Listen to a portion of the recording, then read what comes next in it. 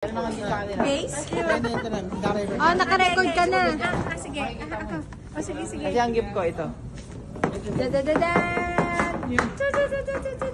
Best wishes. Paper. Yay! Paper. The best gift ever. The paper? Ano kaya yan? Ayan na. So, ito, kung ano man to, I hope, basta.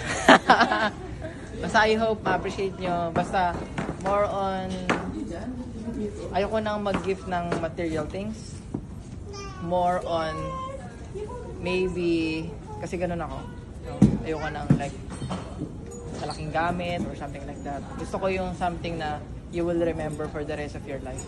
And I think it is, for me, experience. Okay? Here's my gift. Ito na, disclaimer. Ate, huwag ka magsiselos. Sige lang, walang yan. May natin buksan. Okay. Kasi dati don't be jealous. 1, 2, 3. Ay! Ayoko na! Wait lang! Shucks! Yun talagang favorite expression ko, ate. Alam mo yan. Wow! Uy! Shucks! OMG! Wait lang! OMG! Ano? Reveal! I-reveal nyo na yan! Nagpapasay talaga ako dito! Reveal! The best gift ever? What happened? Nakalimutan ko yung bigay ko. Basahin! Read!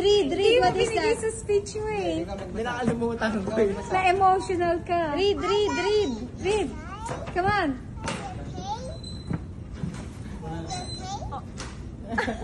Ay, ginaya niya ako! All expenses paid. Trip to Japan for 2.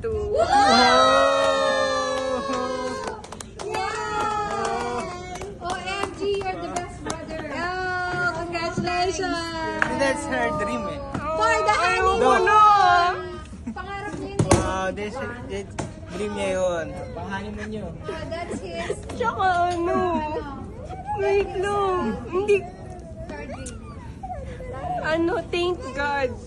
Above all, because He used you as an instrument. And we know na you are really a good person. Many people knows it already, pero kami na mas kilala yung deeper you, mas nakasama ka ng matagal.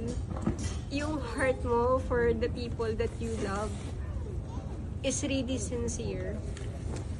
Selfless, yun ang ano ko sa'yo, description ko sa'yo eh. And alam mo, ba't ako naiiyak? Kasi I am not crying because of the gift.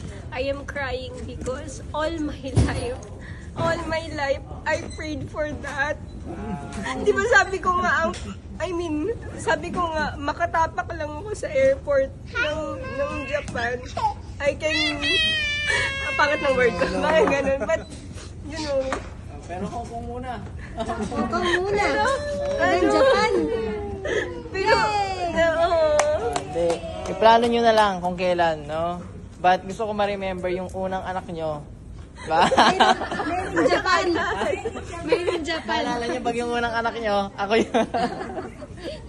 Yay!